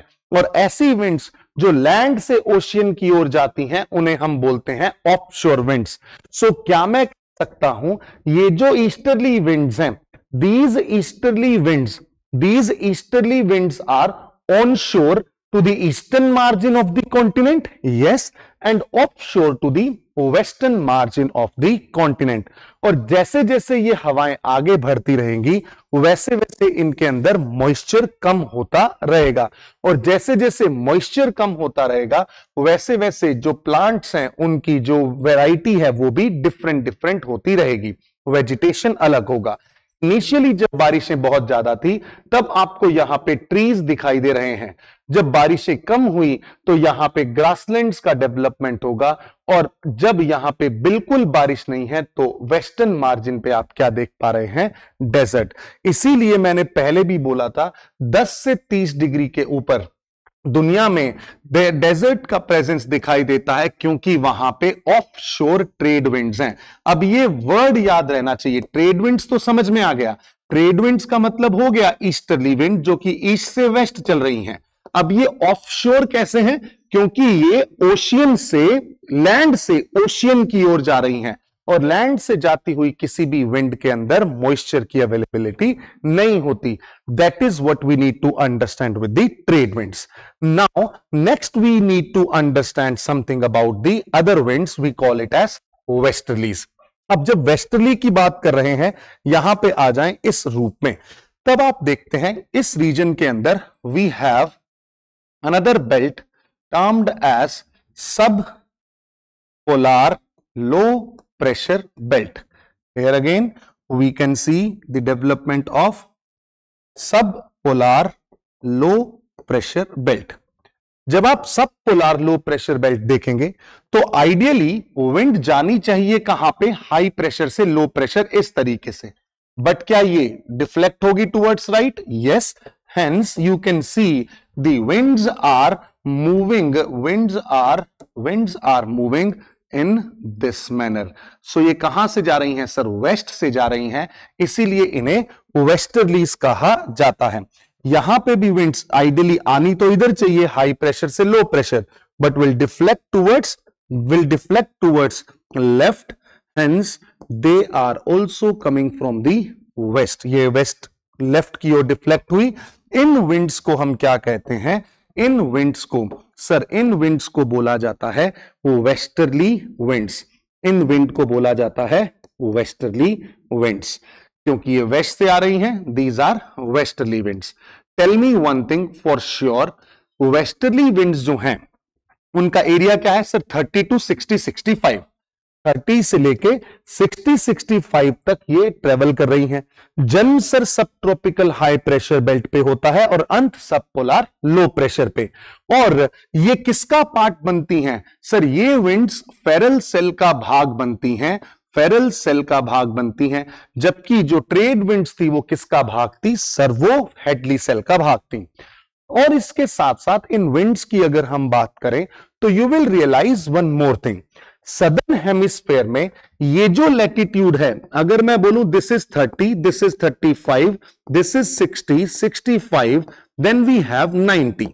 यहां पे एक चीज आप देखेंगे तो आपको एहसास होगा कि जो ये 60 से 65 का सदर्न हेमिस्फेयर का एरिया है, यहां पे लैंडमास कंपैरेटिवली क्या है? कम है। लैंडमास क्या है? कम है। ओशियन क्या है? ज्यादा है। इस वजह से क्या मैं कह सकता हूं वेस्टर्ली विंड्स सदर्न हेमिस्फेयर में ज्यादा स्पीड से बहेंगी? बिल्कुल सही बात है सर, इनकी स्पीड यहां पे ज्यादा होगी। जब इनकी स्पीड ज्यादा होगी तो इन्हें डिफरेंट नामों से जाना जाता है, जैसे कि इन्हें रोरिंग 40, फ्यूरियस 50 और श्रीकिंग 60 के नाम से हम जानते हैं। रोरिंग 40 का मतलब है 40 डिग्री लैटिट्यूड पे जो हवा चलेगी, फ्यूरियस 50 का मतलब 50 डिग्री लैटिट्यूड, श्रीकिंग 60 का मतलब 60 डिग्री लैटिट्यूड। इन्हें हमने बोला वेस्टर्ली विंड्स। सब ट्रॉपिकल हाई प्रेशर टू सब ट्रॉपिकल, सब पोलर लो प्रेशर, और ये पार्ट ऑफ फेरल सेल है। अब क्या मैं ये कह सकता हूं कि वेस्टर्ली विंड्स जो हैं, जो ये बेल्ट है, प्रेशर बेल्ट जब मूव करेंगी तो इवेंचुअली इन विंड्स का इन जो हमारी ये वेस्टर्ली विंड्स हैं, इनका भी शिफ्टिंग देखने को मिलेगा। बिल्कुल सत्य है सर, देखने को मिलेगा। बहुत दिमाग से एक बात समझने की कोशिश कीजिएगा। मैं यहां पे ये डायग्राम बना रहा हूं। इस डायग्राम में मैं इस रीजन को लेना चाहता हूं जहां पे मैं कलर थोड़ा सा डिफरेंशिएट कर देता हूं। This is 30 degree, this is 35, this is 60 and this is 65। मैं इसे बाद में डिलीट कर दूंगा, ध्यान से समझना। मान लीजिए सन का अपेरेंट मूवमेंट नॉर्थ में हुआ, तो क्या सब tropical high pressure belt will shift slightly north? Yes. Subpolar low pressure belt will shift north. Yes. Equatorial low pressure belt will also shift north. मैं कहता हूं जो सब ट्रॉपिकल हाई प्रेशर बेल्ट अभी यहां थी, अब ये बेल्ट शिफ्ट हो गई थोड़ा ऊपर। अगर इस बेल्ट का शिफ्टिंग हो गया, जो मैं अब येलो कलर से बना रहा हूं, अगर ये बेल्ट इधर शिफ्ट हो गई, दिस इज द बेल्ट, और subpolar low pressure belt has also shifted, right? No doubt about that. So the new position of subtropical high pressure is this. New position of subpolar low pressure is this, and new position of equatorial low pressure is this. Equatorial low pressure is this, right? This is equatorial low pressure belt. ठीक है, अब red colour से जो scenario develop होगा उसे समझने की कोशिश कर। जब हम यहां पे इस रीजन को देखते हैं जो कि सब ट्रॉपिकल से सब पोलर लो प्रेशर बेल्ट में पिंक कलर से मार्क्ड है, इस एरिया के अंदर कुछ चेंज हुआ। सर देखें क्या चेंज हुआ। ये वाली बेल्ट जो है, इस बेल्ट से कुछ हवाएं चली जिनको हम वेस्टर्ली विंड कहते हैं। ये वेस्टर्ली हवा चली, बिल्कुल। और यहां से कुछ हवाएं चली जिनको हम ईस्टर्ली विंड्स कहेंगे। सर ये ईस्टर्ली विंड्स मैं आपको बना देता हूं इस कलर से। सर ये ईस्टर्ली विंड्स कहां से? सब ट्रॉपिकल हाई प्रेशर से इधर चल पड़ी, ये ईस्टर्ली विंड्स हैं। अब दिमाग लगा के एक चीज देखो, वो क्या है। मैं जो एरिया अब मार्क कर रहा हूं, इस एरिया को अगर आप देखेंगे तो आपको एहसास हो जाएगा कि इस एरिया में पहले this area was under the impact of westerly, now this area is under the impact of easterly. So क्या मैं कह सकता हूं कि 30 से 60 के बीच का जो एरिया है, इसको फर्दर दो भागों में डिवाइड किया जाता है। बहुत ध्यान से सुनना, 30 से 65 के बीच का जो एरिया है, 30 से 65 के बीच का जो एरिया है, 30 degree latitude and then we have the 35 degree latitude, ये दोनों एक लैटिट्यूड में आ गए, and then we have is the 60 degree to 65 degree latitude. हमारे पास ये लैटिट्यूड है 60 डिग्री, ये है 65 डिग्री। इसको दो भागों में बांटा जाता है, 30 टू 45 एंड 45 टू, इसको हम ऐसे कर लें, 30 टू 45 एंड 45 एंड 45 टू 60। ये वो एरिया है which is sometimes under the impact of westerlies and sometimes under the impact of easterlies, जबकि यहां पे जो एरिया है वो हमेशा किसके इंपैक्ट में है? वेस्टर्ली के इंपैक्ट में, जो कि आप यहां पे देख सकते हैं। ये 30 से 45 का एरिया है जो कि कभी कभी किसके इंपैक्ट में है? सर वेस्टर्ली के, कभी किसके इंपैक्ट में है? ईस्टर्ली के। इसको मैं यहां पे भी अगर मार्क कर दूं, किस कलर से करूं ये मेरे को समझ में नहीं आ रहा, क्योंकि यहां पे बहुत सारे कलर हो गए हैं। चलो इसको हम पिंक कलर नहीं लेते हैं, क्यों? क्योंकि वो पहले ही हम यूज कर चुके हैं। we can use this color. So we can see this. ये वाला जो एरिया है, वेट, ये वाला जो एरिया है, जो 45 का एरिया है, इस एरिया के अंदर sometimes it is under the impact of westerlies, sometimes it is under the impact of easterlies. Hence we can say one thing for sure my guys, that जो westerly winds हैं, westerly winds जो हैं, इनके साथ एक अच्छी खासियत ये है कि आप समझेंगे इसको, यहां पे वेस्टर्ली विंड्स जो हैं, if we talk about westerly winds, यहां पे half part of the year, कुछ पार्ट ऑफ द ईयर, जब विंटर्स हैं, जब समर्स हैं, तब आप देखो समर्स में सब ट्रॉपिकल हाई प्रेशर बेल्ट का मूवमेंट हो जाता है नॉर्थ में। जब ये नॉर्थ में चली जाती है तो 30 to 45 डिग्री का जो लैटिट्यूड है, that is under the impact of easterly winds, impact of easterly winds. And during the winters it is under the impact of westerlies. अब हमें ये चीज समझ में आ गई, ठीक है, मैं ये चीज जान गया, ये मेरे लिए हो गया एक एस्पेक्ट जो मैं यहां पे ध्यान में रखूंगा। मुझे इतना पता है, मान लीजिए ये एक ऐसा रीजन है जो कि एक कॉन्टिनेंट, इस कॉन्टिनेंट का eastern margin, this is the western margin and this one is the mid portion. यहां पे आपको दिखाई दिया पानी, here we have the presence of water. Now when we see the winds which are coming from, जब summers हैं तब summers में, यहां पे व्हाइट से मैंने समर्स बनाया है, so when summers are there, this is under the impact of easterlies. So during summers 30 to 45 degree का जो लैटिट्यूड है, 30 to 45 डिग्री का जो लैटिट्यूड है, जो ईस्टर्ली के संपर्क में है, इसके अंदर वेस्टर्न मार्जिन जो होगा, वहां पे रेनफॉल नहीं होगी। क्यों? क्योंकि that is under the influence of easterly winds. On the other hand, when it comes to winters, my dear friend, winters में it is under the influence of westerly winds. Hence यहां पे westerly winds, winters के अंदर westerlies के कारण western margin जो है वहां पे कौन सी winds होंगी? onshore winds होंगी। जबकि अगर मैं बात करूं यहां पे मैं बात करूं 45 डिग्री टू ऑनशोर होंगी, जबकि अगर मैं यहां पे बात करूं 45 डिग्री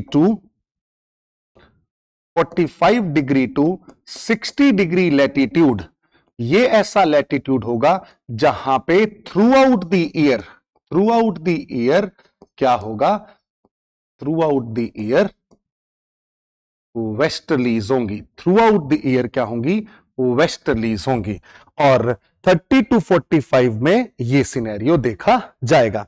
इसका मतलब ये हुआ, अगर आप वर्ल्ड का मैप देखेंगे तो ये वाला जो रीजन है, this is the region of Mediterranean sea, और इसीलिए मेडिटेरेनियन सी के अंदर के वेस्टर्न मार्जिन में जो देश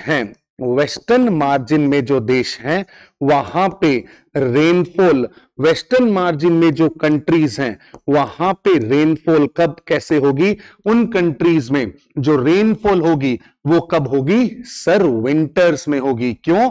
क्योंकि विंटर्स में इट इज ऑन शोर, और समर्स वहां पे क्या होंगी? ड्राई होंगी, क्योंकि समर्स में यहां पे रेनफॉल नहीं देखी जाती है। ये लिंक अगर किसी को समझ में आ गया तो उसको बहुत सारा क्लाइमेटोलॉजी समझ में आ गया। एंड ये जो 45 डिग्री टू 60 डिग्री का रीजन है, ये ब्रिटेन के आसपास का रीजन है, इसीलिए ब्रिटेन में या इससे जो क्लाइमेट डेवलप होता है उसे ब्रिटिश टाइप ऑफ क्लाइमेट कहते हैं, and here we call as Mediterranean type of climate. इसे किस नाम से जाना जाता है? मेडिटेरेनियन टाइप ऑफ क्लाइमेट से जाना जाता है. That is how we have understood westerlies. Now finally, let's move on to the other belt. We call it as subpolar low pressure belt. And इस subpolar low pressure belt का जो आखिरी अंत आपको दिखाई देगा वो होगा किसके साथ? वो होगा polar high pressure belt के साथ. So this is polar high. ये है polar high और polar high इसको थोड़ा सा हमें कम करना पड़ेगा so that अच्छे से सारी कहानी समझ में आए. पोलर हाई प्रेशर जहां पे आपको फिर ईस्टर्लीज दिखाई देंगी and these easterlies would be coming from this direction. ये ईस्टर्लीज कहां से आएंगी? पोलर हाई प्रेशर से.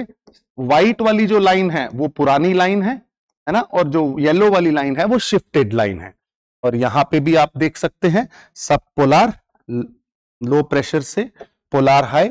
ये जो बेल्ट है यहां पे आपको ईस्टर्लीज दिखाई देंगी. हाई प्रेशर से लो प्रेशर जाना ऐसा चाहती थी बट डिफ्लेक्ट हो गई लेफ्ट में. राइट, लेफ्ट में डिफ्लेक्शन है तो ये है पोलर ईस्टर्लीज. इन्हें हम बोलते हैं polar easterlies. Now when we have understood these winds, इन विंड्स में हमने कौन कौन सी विंड्स देखी?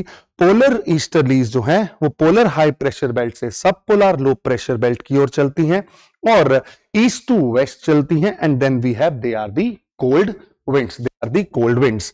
मोर over one more thing I must tell you, जब विंड्स का क्लासिफिकेशन देखा जाता है तब उन क्लासिफिकेशंस के अंदर, विंड्स के क्लासिफिकेशन के अंदर हम क्या देखते हैं? हम देखते हैं तीन तरीके की विंड्स. जैसे जिन्हें हम परमानेंट विंड्स कहते हैं, कुछ विंड्स ऐसी हैं जिन्हें हम पीरियोडिक विंड्स कहते हैं, जिन्हें हम सेकेंडरी विंड्स कहते हैं, और कुछ विंड्स ऐसी हैं जिन्हें हम टर्शरी विंड्स के नाम से भी जानते हैं. राइट, सो यहां पे हम समझने की कोशिश करते हैं प्राइमरी विंड्स, सेकेंडरी विंड्स और इन्हें ही पीरियोडिक विंड्स के नाम से जानते हैं. And third is the tertiary winds और इन्हें हम लोकल विंड्स के नाम से जानते हैं. हम लोकल विंड्स के नाम से जानते हैं. Now if you will closely see this entire idea, you will realise that my dear friends, ये जो प्राइमरी विंड्स हैं ये हमने पढ़ लिया है, जिन्हें हम प्लेनेटरी विंड्स, क्योंकि पूरे प्लेनेट पे हैं, इन्हें हम परमानेंट विंड्स बोलते हैं. परमानेंट विंड्स बोलते हैं. और इनके जो टाइप्स हैं वो हम तीनों पढ़ चुके हैं सर. ट्रेड विंड्स, वेस्टर्लीज और polar easterlies. Trade winds, westerlies और पोलर ईस्टर्लीज. अब हमें पढ़ना है सेकेंडरी और पीरियोडिक विंड्स के बारे में, जिसमें हम सबसे पहले देखेंगे land and sea breeze, then we will see valley and mountain breeze, and एक और ब्रीज है, एक और विंड है जिसे आप मॉनसून कहते हैं, जिसे हम देखेंगे इंडियन ज्योग्राफी के अंदर. ये अभी हम इंडियन ज्योग्राफी के अंदर पढ़ेंगे. ठीक है, और then will talk about the local winds. Land and sea breeze क्या होता है इसको समझना एकदम आसान है. मान लीजिए दिस इज एन ओशियन, यहां पे पानी है, समुद्र का रीजन है और दिन का समय है. ड्यूरिंग डे टाइम ये जो लैंड है, हमें पहले से पता है डे के समय में जो लैंड है वो बहुत ज्यादा हीट अप हो जाती है. इस वजह से यहां पे कैसा प्रेशर बनेगा? Low pressure. एंड समुद्र उस मुकाबले में अभी कंपैरेटिवली ठंडा है, क्योंकि पानी को गर्म होते समय लगता है, ठंडा होने में भी समय लगता है. तो यहां पे बना high pressure. So from here high pressure one wind is travelling, we call this as the. कहां से आ रही है? सी से. राइट. अब रात का समय आया. रात के समय में क्या होगा? नाइट टाइम के अंदर मेरे दोस्तों लैंड हो गया बहुत ठंडा, हाई प्रेशर. पानी को ठंडा होने में वक्त लगता है, कंपैरेटिवली गर्म है. लो प्रेशर, हवाएं चलेंगी लैंड से सी की ओर. इसे हम लैंड ब्रीज के नाम से जानेंगे. अब मुझे लगता है जिसने परमानेंट विंड समझ ली उनके लिए ये तो क्या चीज रह जाएगा, है ना.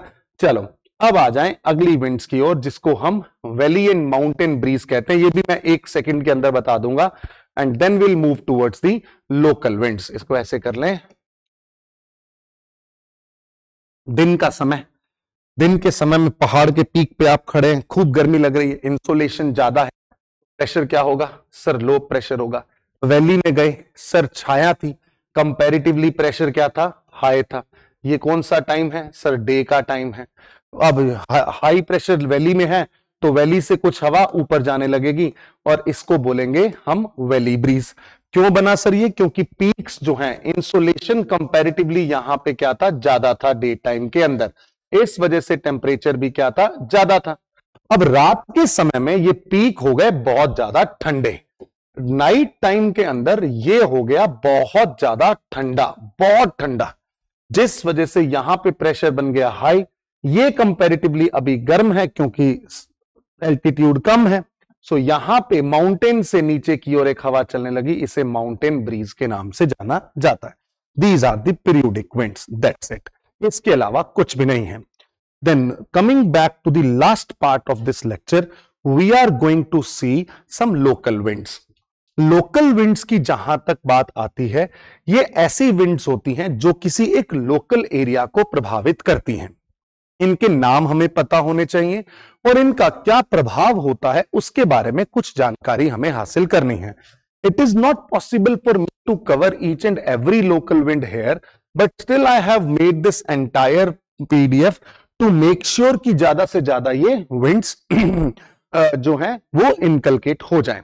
देखिए, लोकल विंड्स में सबसे पहली जो विंड है इसे हम चिनूक के नाम से जानते हैं।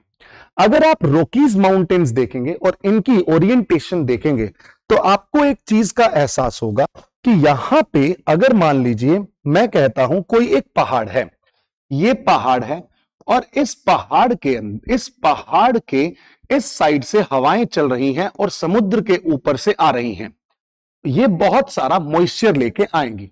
जैसे ये राइज करेंगी, राइज करने के बाद here there will be cloud, cloud बनने से यहां पे होगी बारिश, बारिशों के बाद ये नीचे की ओर हवा जाने लगेगी।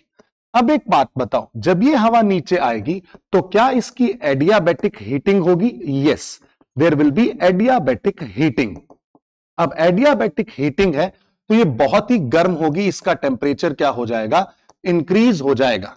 अब जैसे इसका टेम्परेचर इंक्रीज हो गया, यहां पे जो भी स्नो थी वो स्नो अगर सर्दियों के समय में जम गई है तो वो क्या होने लगेगी? मेल्ट होने लगेगी। इसलिए इस विंड को, इस टाइप की विंड को हम किस नाम से जानते हैं? इसे हम स्नो ईटर के नाम से भी जानते हैं। और अगर स्नो मेल्ट होगी तो क्या यहां पे ग्रासलैंड्स जो हैं वो ग्रासलैंड्स बहुत अच्छे से डेवलप हो पाएंगे? यस। तो ये बेनिफिशियल विंड है, हेल्प करती है यूएसए और कनाडा में, ईस्टर्न स्लोप पे है, क्योंकि this one is the western slope and this one is the eastern slope. ये वेस्टर्न स्लोप और ईस्टर्न स्लोप है।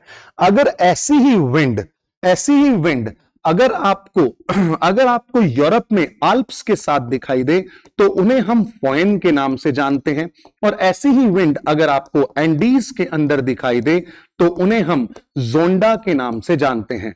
सो these are the warm winds. Yes sir, ये वार्म विंड है, बिल्कुल सही बात है।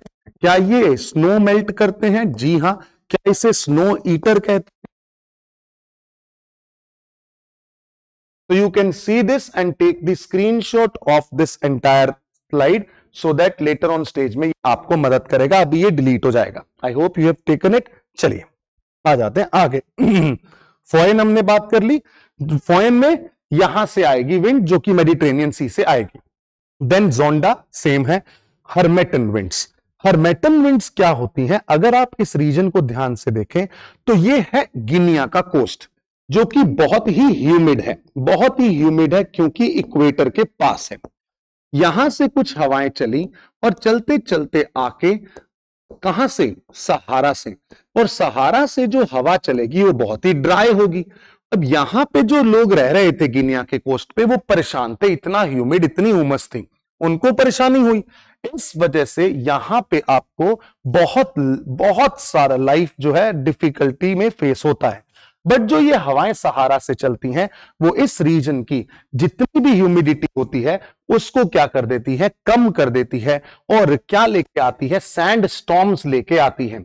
और इन्हीं के कारण इन्हें डॉक्टर विंड्स के नाम से भी जाना जाता है और इसे हम जानते हैं हरमैटन के नाम से। इसे हम जानते हैं हरमैटन के नाम से। देन ऐसी ही कुछ विंड्स ऑस्ट्रेलिया में चलती हैं जो गर्म हवाएं हैं, सैंड स्टॉर्म्स लेके चलती हैं, जैसे कि ब्रिकविल्डर इन पर्शिया अमेरिका। ये विंड्स तो हमने जान ली। इसके बाद एक विंड और है जो सबसे इंपॉर्टेंट है, दैट इज सिरोको। सिरोको को ब्लड रेन के कारण जाना जाता है। मान लीजिए यहां पे यू हैव एल्प्स माउंटेन्स और सहारा की रेड सैंड को उठाते हुए कोई हवा चली। वो हवा जब मेडिटेरेनियन सी को क्रॉस करेगी, will pick up the moisture and when it will collide with the Alps mountains, उसके वेस्टर्न पार्ट में बारिशें करेगी और वो लाल होने के कारण यहां पे जो रेनफॉल होगी उसे ब्लड रेन का नाम दिया जाएगा। इस साल के प्रीलिम्स के लिए सबसे इंपॉर्टेंट विंड है सेंटा एना विंड, जो कि एक ड्राई विंड है। अगर आप यहां पे बात करें जैसे कि कैलिफोर्निया के पास मोहावे डेजर्ट से निकलने वाली एक ड्राई एरिड विंड जो कि इस रीजन के अंदर एरिडिटी के लिए रिस्पॉन्सिबल है, उसे सेंटा एना कहते हैं। और यही वो विंड है जिसकी वजह से कैलिफोर्निया के अंदर इस साल क्या देखी गई, बहुत ज्यादा फायर इंसिडेंसेस, राइट। चलिए, एंड नेक्स्ट अगर हम आगे बढ़े तो अब आती हैं कुछ कोल्ड विंड्स, जिसमें सबसे पहले है मिस्ट्रल। मिस्ट्रल फ्रांस में बहने वाली एक कोल्ड विंड है जो कि ड्राई विंड होती है और बहुत ही ज्यादा ठंडी विंड के नाम से जानी जाती है। इटली में ऐसी विंड्स को हम बोलते हैं बोरा। और ये विंड्स जो होती हैं जब इटली से चलती हैं तब एड्रियाटिक सी से मॉइस्चर को पिक करती हैं और यहां पे मॉइस्चर को पिक करने के बाद रेनफॉल के लिए क्या होती हैं, responsible. Then we have blizzard. Blizzard जो है ये वर्ड यूज किया जाता है बहुत ठंडी हवाओं के लिए, specifically in the United States of America and Canada. So these are the blizzards. And then we have pampero. Pampero Argentina और उरुग्वे में बहने वाली ठंडी हवाओं को बोला जाता है। बुरान विंड्स, इसका सिग्निफिकेंस भारत के लिए भी बहुत जरूरी है।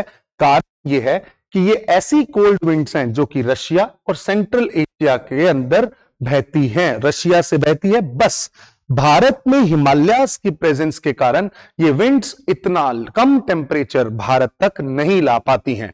अगर हिमालयास ना होते तो डेफिनेटली इन विंड्स का प्रभाव बहुत ज्यादा होता।